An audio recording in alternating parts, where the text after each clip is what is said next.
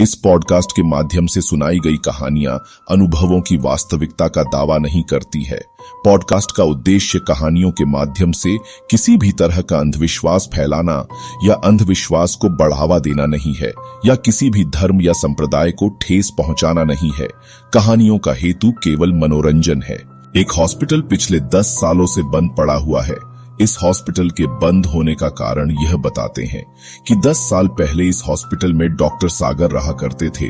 वो इस हॉस्पिटल के एक सीनियर डॉक्टर थे, पर एक दिन जब डॉक्टर सागर हॉस्पिटल की छत पर टहल रहे थे, तब को कुछ लोगों ने डॉक्टर सागर को मारकर पानी की टंकी में डाल दिया था और उनकी मौत के कुछ दिनों बाद से ही इस हॉस्पिटल में हॉरर एक्टिविटी होने लगी। और उसके बाद हॉस्पिटल में कई लोगों की लाश छत पर पड़ी मिलती थी और कभी कभी तो खुद डॉक्टर सागर को कई लोगों ने हॉस्पिटल में घूमते देखा था, जिसके बाद से इस हॉस्पिटल को बंद करना पड़ा था और आज भी कोई उस हॉस्पिटल नहीं जाता। सूरज और अखिलेश आज ही इस हॉस्पिटल के बगल वाले होटल में रहने को आए थे। पूरा दिन घूमने के बाद दोनों जब होटल वापस आ रहे थे, तब सूरज की नजर इस हॉस्पिटल की तरफ पड़ी। फिर उसने अखिलेश को हॉस्पिटल दिखते हुए कहा, अरे भाई, यह हॉस्पिटल बंद क्यों पड़ा है? ऐसा लग रहा है जैसे कई सालों से यह बंद पड़ा हो। सूरज की बात सुनकर अखिलेश बोलता है, मुझे क्या पता भाई, मैं भी तेरे साथ यहाँ पहली बार ही आया हूँ।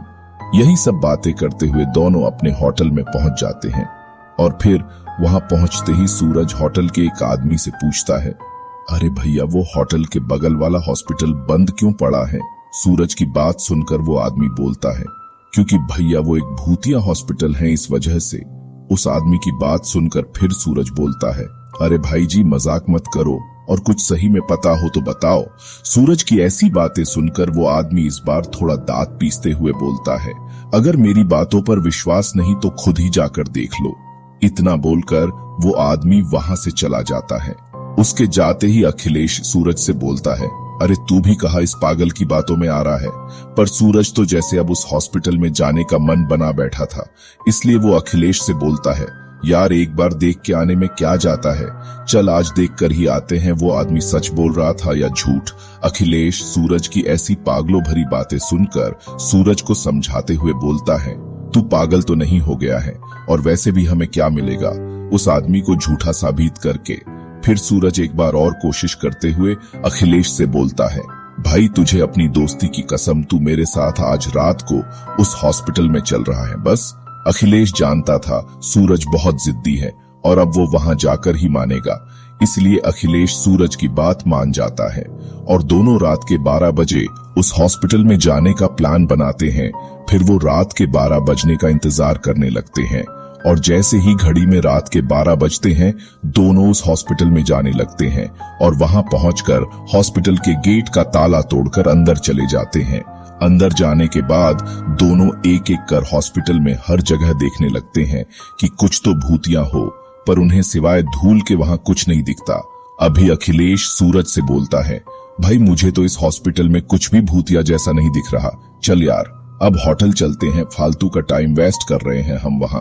सूरज के पास उसकी बातों का कुछ जवाब नहीं था, इसलिए वो भी बोलता है, चल यार मुझे भी लगता है वहां ऐसा कुछ नहीं है।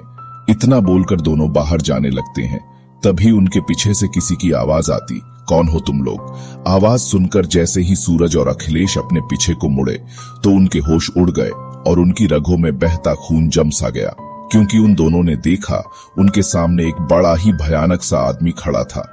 क्योंकि उस आदमी का सर कटा हुआ था और उसने अपने सर को हाथों में पकड़ रखा था। उस आदमी को देखकर सूरज डरते डरते हुए उसे बोलता है, को कौन हो तुम?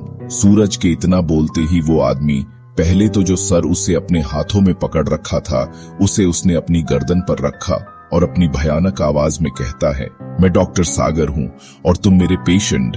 इतना बोलकर वो सूरज और अखिलेश के हाथ पकड़ लेता है और घसीटता हुआ अपने साथ ले जाने लगता है। फिर उसके बाद वो डॉक्टर सागर उन दोनों को अपने साथ ऑपरेशन थिएटर ले जाता है। पहले तो वो अखिलेश को एक कुर्सी में बांध देता है, उसके बाद सूरज को ऑपरेशन थिएटर के बेड पर लेटा देता है और कैंची से उसका पैर काटने लगता है और काटते काटते सूरज के दोनों पैर लग करके रख देता है। सूरज दर्द से तड़प और चिल्लाए जा रहा था, पर उस डॉक्टर सागर पर उसका कोई असर नहीं हो रहा था। तभी अखिलेश के हाथों में बंधी रस्सियां अपने आप खुल जाती हैं और अखिलेश जिस कुर्सी से बंधा था उसको उठाकर डॉक्टर सागर के सर में मार देता है। कुर्सी डॉक्टर सागर के सर पे लगते ही उसका सर नीचे गिर जाता है। अखिलेश थोड़ा भी खुश हो पता उसे पहले ही डॉक्टर सागर का सर अपने आप उड़ता हुआ डॉक्टर सागर की गर्दन में लग जाता है। अखिलेश बस खड़ा खड़ा यह सब देख रहा था। वो बेचारा कर भी क्या सकता था, और सूरज को तो अपने दर्द के आगे कोई होश ही नहीं था, क्योंकि बेचारे के दोनों पैर जो कट चुके थे। तभी डॉक्टर सागर अखिलेश की तरफ मुड़ता है और बोलता है, अच्छा तुम्हारे दिमाग का ऑपरेशन करना है। इतना बोलकर ही डॉक्टर सागर ने अखिलेश को पकड़ लिया और घसीटते हुए उसको ले जाकर सूरज के बगल में लेटा दिया। अगले दिन जब वहां के पास के लोगों ने हॉस्पिटल का गेट खुला देखा तो लोगों ने सोचा कि हॉस्पिटल में चोरी हुई होंगी, इसलिए वहां के लोगों ने पुलिस को बुला लिया। और पुलिस ने जब अंदर जाकर देखा तो उनको लोगों की कटी पीटी लाश मिली। सूरज की लाश के तो दोनों पैर कटे हुए थे और अखिलेश का सर ऊपर से कटा हुआ था। डॉक्टर सागर मर तो गए थे, लेकिन वो अभी भी लोगों का ऑपरेशन कर रहे हैं।